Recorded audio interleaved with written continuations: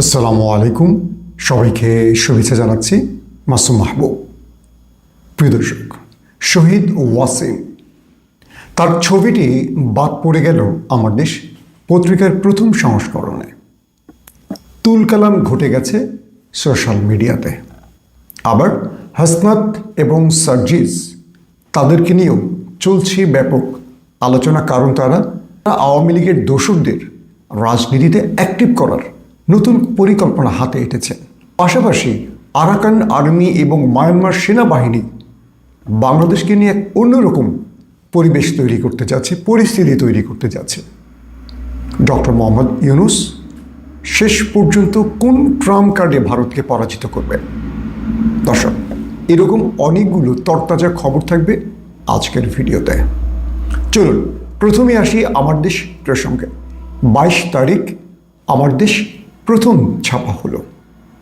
Awami fascism এতটা ভর করেছিল বাংলাদেশের উপর যে তারা একমাত্র ভিন্ন মতের গণমাধ্যম আমার দেশকে বন্ধ করে দিয়েছে, আগুন ধরিয়ে দিয়েছে এবং এর সম্পাদক মাহমুদুর রহমানকে দীর্ঘদিন জেলে আটকে রেখেছে। অবশেষে তিনি দেশ ছাড়া অর্থাৎ দেশান্তরিত হয়েছিলেন।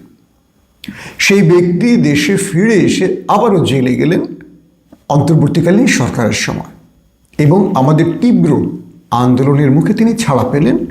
অবশেষে তিনি তার পত্রিকা আমার দেশকে এ দেশের মানুষের কল্যাণে আবারও মাঠে আনলেন। মাঠে আনলেন কেন বললাম? এই পত্রিকাটি একমাত্র গণমাধ্যম যারা নির্ভয় অর্থাৎ ভয়কে উপেক্ষা করে, সাহসকে বুকে সঞ্চার করে লড়াই করেছিল ফ্যাসিস্টদের বিরুদ্ধে। বাকি সবাই আপোষ করেছিল। প্রথম সংস্করণে বা এই 2024-এ এসে একদম শেষ বেলায় আমার দেশ পত্রিকাটি এমন কি চমক দেখালো বা এমন কেন সমালোচনার মুখে পড়ল? আমরা এখন পর্যন্ত জানি না কনফার্ম জুলাই অভ্যুত্থানে আমাদের কত ভাই, আমাদের কত সন্তান শহীদ হয়েছে। না জামায়াত ইসলাম না বিএনপি কেউ সঠিকভাবে এই তালিকাটি করতে পেরেছে। সংখ্যাটির মধ্যে 19-20 একটা পার্থক্য থেকে যাচ্ছে। প্রশ্ন হলো, শহীদ ওয়াসিম কেন আমার দেশ পত্রিকার তালিকা থেকে বাদ পড়লেন, অর্থাৎ শহীদের তালিকা থেকে বাদ পড়লেন, বা তার ছবিটি কেন প্রকাশ করা হলো না? যদিও এই ব্যাপারে মাহমুদুর রহমানের সাথে এখনও আমার কোনো কথা হয়নি। আমি সোশ্যাল মিডিয়াতে আমার ভক্ত, অনুরাগী বা আমার প্রিয় তাদের পোস্ট, কমেন্ট এগুলোর আলোকেই এই ভিডিওতে কথা বলছি। বিষয়টি হলো 2000-এর অধিক শহীদ হয়েছে। গণকবরে এখনও পড়ে আছেন অনেকে, যাদের নাম তালিকায় আসেনি। এগুলো নিয়ে বিএনপি কিংবা জামাতের কোনো তোড়জোড় দেখছি না, কোনো চেষ্টা দেখছি না অনুসন্ধানে। সব দোষ কেন আমার দেশের? শহীদ ওয়াসিম ছাড়া বিএনপি সমর্থিত বহু যুবকের তালিকা কিন্তু এই তালিকায় রয়েছে, অর্থাৎ আমার দেশের তালিকায় রয়েছে। কেবল বাদ পড়েছেন শহীদ ওয়াসিম। এটি অনিচ্ছাকৃত বলেই আমার মনে হয়, কারণ ওয়াসিমকে কেন বিএনপি বাদ দেবে? ইন্টেনশন তো এরকম হবার কথা নয়, বা আমার এই রিপোর্টে এরকম মনে হয়নি। কিন্তু বিএনপি হঠাৎ এই বিষয়টিকে আলোচনায় আনলো কেন? বিএনপি কি আমার দেশকে বিতর্কিত করতে চাইছে? যে পত্রিকাটি এতদিন পর এত ঝঞ্ঝা পেরিয়ে এসে আত্মপ্রকাশের নামলো, তাকে সহযোগিতার বদলে তাকে বিতর্কিত করছে। কখন? যখন 18 বছর ধরে বিএনপিকে কোণঠাসা করে ফেলেছিল বাংলাদেশের সকল গণমাধ্যম।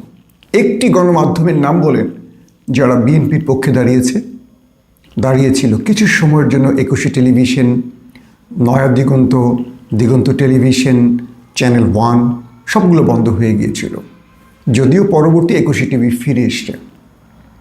কিন্তু আমার দেশ পত্রিকার লড়াইটা ছিল ভিন্ন।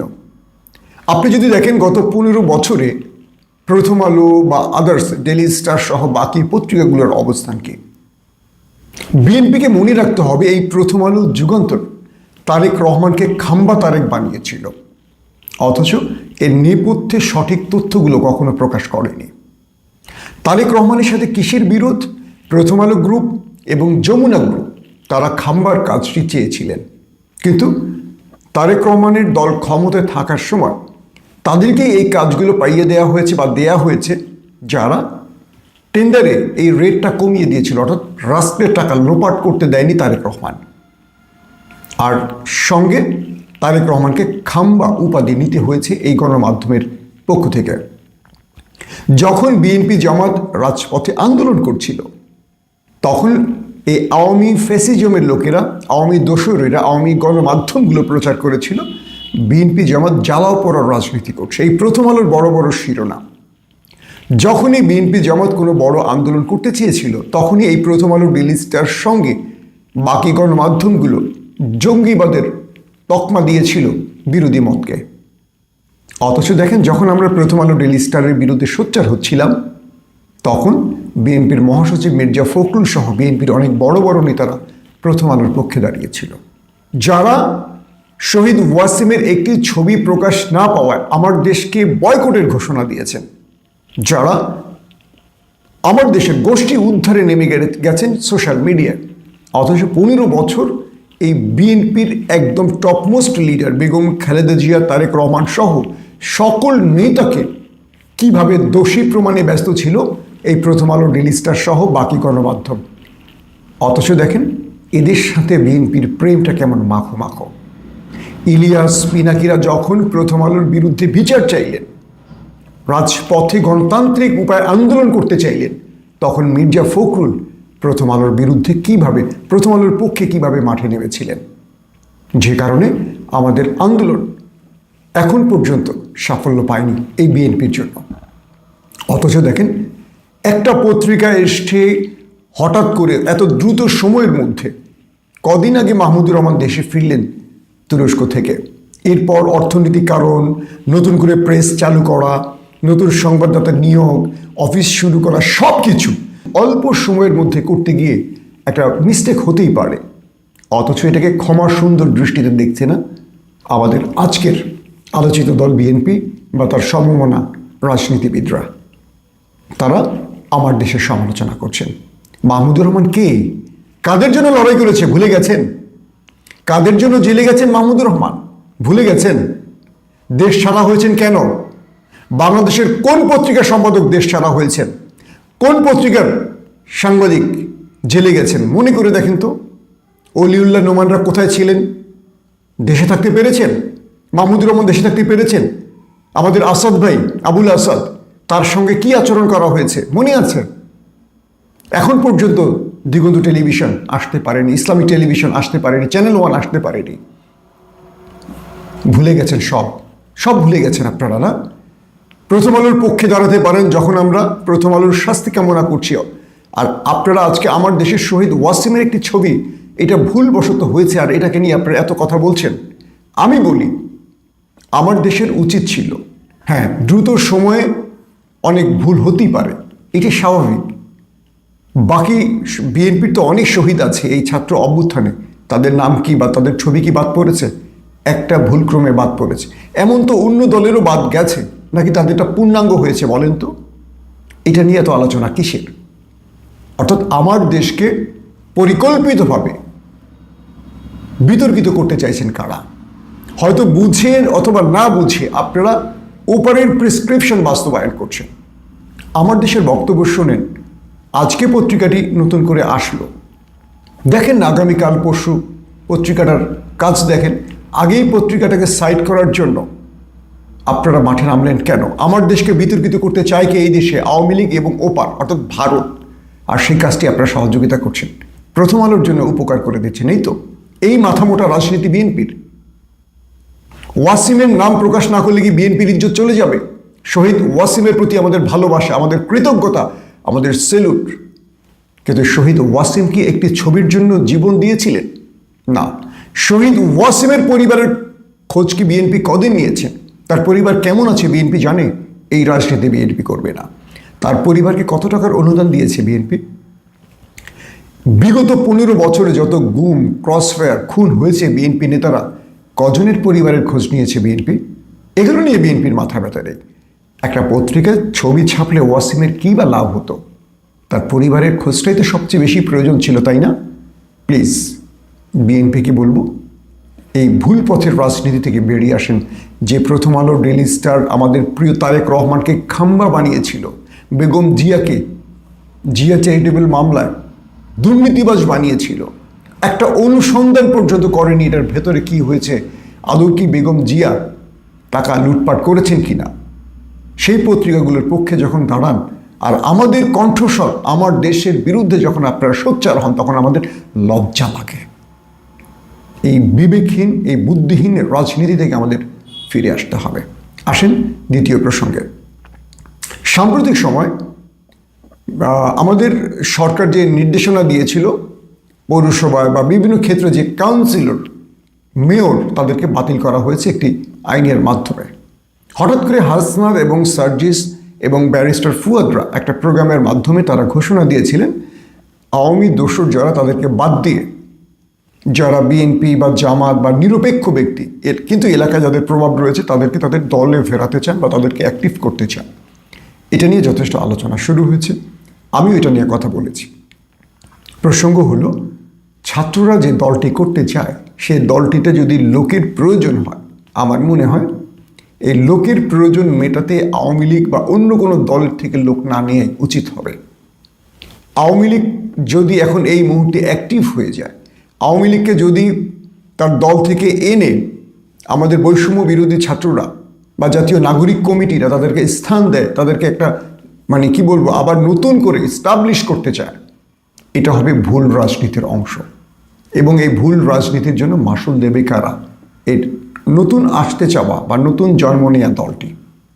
এখানে হাসনাত সার্জিসদের এই পথ আমার মনে হয় বন্ধ করতে হবে। কারণ বাংলাদেশে বিগত সময় যারা নির্বাচিত হয়েছেন তারা সবাই আওয়ামী লীগের। কেউ আওয়ামী লীগের মার্কা নিয়ে নির্বাচিত হয়েছেন, আবার কেউ স্বতন্ত্র হয়ে আওয়ামী লীগের প্রার্থী কিন্তু নির্বাচিত হয়েছেন। সেখানে বিএনপি জামাত স্থান পায়নি, তাদেরকে কোনোভাবেই বিজয় লাভ করতে দেয়া হয়নি, কারণ কোনো নির্বাচনই হয়নি। এগুলো ব্যালটে সিল মেরে পুলিশ বা আওয়ামী কর্মীরা ছিল মেরে এই বিজয়গুলো ছিনিয়ে নিয়েছে। এখানে জনপ্রিয়তা টেস্ট করার কোনো সুযোগ ছিল না। আমি বলবো বৈষম্য বিরোধী ছাত্ররা দিন যত যাচ্ছে তত বিতর্কের মধ্যে পড়ছে, অজনপ্রিয় কাজগুলো বেছে নিচ্ছে। তাদেরকে কে বা কারা এই বুদ্ধি দিচ্ছে জানি না, কিন্তু এই বুদ্ধিগুলো দিন শেষে তাদেরকে বিতর্কিত করবে, অজনপ্রিয় করবে। এখান থেকে তাদের ফিরে আসা উচিত। আর আসেন 3 নম্বর প্রসঙ্গে। আরাকান আর্মি চাইছে রোহিঙ্গাদের বাংলাদেশে আবার পুশব্যাক করতে। একদিকে আমাদের ঘাড়ের উপর লক্ষ লক্ষ রোহিঙ্গা আবার নতুন করে 5 লক্ষের মতো বাংলাদেশে পাঠাতে চায়। বাংলাদেশ সরকার বড় রকম চাপে আছে, কারণ এই আরাকান এবং মায়ানমার সেনা একে অপরের যুদ্ধ করে, যদিও রাখাইনটি এখন আরাকান আর্মিদের দখলে, তারা নতুন করে এখানে একটা রাষ্ট্র প্রতিষ্ঠা করতে চায় এবং এই রাষ্ট্র প্রতিষ্ঠায় তারা বাংলাদেশের ভূমিতে হাত দিতে পারে। আর সেই কাজটিতে আমাদের ওপারের দাদারা তাদেরকে সহযোগিতা করছে, তাদের ইন্টেলিজেন্স তাদেরকে সহযোগিতা করছে বাংলাদেশের উপর চাপ বৃদ্ধি করতে। এই সব কিছু মিলে বাংলাদেশ একটা বড় রকম চাপের মধ্যে আছে। ইউনূস সরকার তার আন্তর্জাতিক সফরগুলোতে বাংলাদেশের ভূখণ্ড সার্বভৌমত্ব রক্ষায় বিশ্ব মোড়লদের কাছে সাহায্য চেয়েছে। যদিও এখন পর্যন্ত ভারত সফল হয়নি, কিন্তু ভারতের কাছে রয়েছে আমাদের দেশের অন্যতম একজন মীর জাফর, বিশ্বাসঘাতক শেখ হাসিনা। তিনি বাংলাদেশের বিরুদ্ধে ষড়যন্ত্র করছেন এবং দিল্লিকে ঢাকা দখলে তিনি নানান রকম পরিকল্পনা দিচ্ছেন, এমন তথ্য উঠে আসছে বিভিন্ন গণমাধ্যমে। তো এই পরিস্থিতিতে বাংলাদেশ সরকারকে আরাকান আর্মি এবং মিয়ানমার সেনাবাহিনীর সাথে যোগাযোগ রাখতে হচ্ছে। তারা দুটো একই দেশে দুটো ভিন্ন মতের গ্রুপকে বাংলাদেশ যে কোনোভাবে তাদের সাথে আলোচনার মধ্য দিয়ে যাতে ওদের কোনো বিপদ বা ওদের কোনো সংঘর্ষ আমাদের দেশে ছড়াতে না পারে, এটার চেষ্টা করছে। এই মুহূর্তে বাংলাদেশ সরকারকে এদিকেও নজর রাখতে হচ্ছে। আসছি পরের বিষয়টিতে। প্রিয় দর্শক, আমরা এমন একটি সময় পার করছি, এই সময়টিতে আমাদের নানানমুখী ষড়যন্ত্র মোকাবেলা করতে হচ্ছে, অথচ আমাদের বন্ধুরা চুপ করে বসে আছে। আমরা যারা 24-এ একটা স্বাধীন বাংলাদেশ পেয়েছি, অথচ দেখেন আমাদের মধ্যে নানান মতের বা বিপরীত মতের নানান রকম ষড়যন্ত্র আমরা দেখতে পাচ্ছি। কীরকম? একদিকে বিএনপি ক্ষমতায় আসার জন্য দ্রুত নির্বাচন চাইছে, আবার বিএনপির অনেক বড় বড় নেতারা চুপ করে বসে গেছেন, কারণ তারা বোঝার চেষ্টা করছেন কি হতে যাচ্ছে বাংলাদেশে। অন্যদিকে জামায়াত বা আদার্স দলগুলি এই মুহূর্তে নির্বাচন চাইছে না, তারা যাচ্ছেন সংস্কার। কিন্তু রাষ্ট্র কি সংস্কারের দিকে এগুচ্ছে? অনেকটা মনে হচ্ছে যে বিএনপিকে কোণঠাসা করতে চাইছে, আবার বিএনপির বিরুদ্ধে সারা দেশে চাঁদাবাজির অভিযোগগুলো উঠে আসছে। তারেক রহমান যতই চেষ্টা করছেন তার দলের মধ্যে একটা ভিন্ন ইমেজ তৈরি করতে পারছেন না, কারণ 15 বছর পর বা 18 বছর পর যে দলটি ক্ষমতার স্বাদ পেতে যাচ্ছে, সেই দলটি একটু সংযত বা একটু ধৈর্যের পরিচয় দিলে হয়তো বা অনেক কিছু সম্ভব হতে পারে। কিন্তু কেন যেন বিএনপি ধৈর্যের পরিচয় দিতে পারছে না। বাংলাদেশের প্রতিটি প্রান্তে এই মুহূর্তে দখলদারিত্ব, চাঁদাবাজি বা যত রকম অপকর্মের অভিযোগ, এগুলো বিএনপির ঘাড়ে আসছে। অনেকেই বলছেন অন্যরা করছে, বিএনপির ঘাড়ে আসছে। এটিও হতে পারে। বিএনপিকে এই ক্ষেত্রে সজাগ থাকতে হবে। বিএনপিকে তার দলের যেসব ব্যক্তিদের বিরুদ্ধে অভিযোগগুলো আসছে, এটা শক্তভাবে কন্ট্রোল করতে হবে, কারণ আগামী দিন বাংলাদেশে যে নির্বাচনটা হবে, এটা ফেয়ার ইলেকশন হওয়ার সম্ভাবনা সবচেয়ে বেশি। সেখানে কেন্দ্র দখলের সুযোগ থাকবে, সেখানে মাঠ দখলের সুযোগ থাকবে না। এবং আগামী দিন নির্বাচনে মাঠের সেনাবাহিনী খুব অ্যাক্টিভ কাজ করবে, কেবল পুলিশ দিয়ে অনেক কিছুই সম্ভব হবে না, বিডিআর মাঠে থাকবে। সব কিছু মিলে বিএনপিকে একটা চ্যালেঞ্জের মুখোমুখি হতে হবে। তাই বলছি, বিএনপিকে তার মাঠে খুব অ্যাক্টিভ থাকতে হলে যারা দলটাকে কলঙ্কিত করছে তাদের বিরুদ্ধে কঠিন ব্যবস্থা নিতে হবে। আর আরেকটি জিনিস বলবো, আজকে জামায়াত ইসলাম তারা সংস্কার যেটাই বলছেন, বাংলাদেশ কি সংস্কারের পথে হাঁটছে নাকি একটা নতুন দল সৃষ্টিতে সময় ক্ষেপণ করছে, এটা নিয়েও আমাদের প্রশ্ন উঠছে। এটা নিয়েও আমাদেরকে ভাবতে হবে। হ্যাঁ, একটা নতুন দল আসতেই পারে বাংলাদেশে, তাদেরকে স্বাগত জানানোর জন্য আমরা অপেক্ষায়। কিন্তু তারা যদি আওয়ামী লীগকে সেই দলটার মধ্যে ভিড়িয়ে তাদের দলকে শক্তিশালী করতে চায়, তাহলে আমরা মনে করব ফ্যাসিস্টকে হটিয়ে আবার নতুন ফ্যাসিস্টের জন্ম দিতে চায় আমাদের সেই বৈষম্য বিরোধীরা। এটা আমরা যে কোনো উপায় বন্ধ করব, কারণ শেখ হাসিনাকে এককভাবে কেউ সরায়নি, আমরাও সেই আন্দোলনে শরিক ছিলাম। এবং শেখ হাসিনার দোসরদের কেউ এস্টাবলিশ করতে চাইলে তাদের বিরুদ্ধে আমরাও আবার মাঠে নামব। প্রত্যেকে ভালো থাকবেন। আল্লাহ হাফেজ।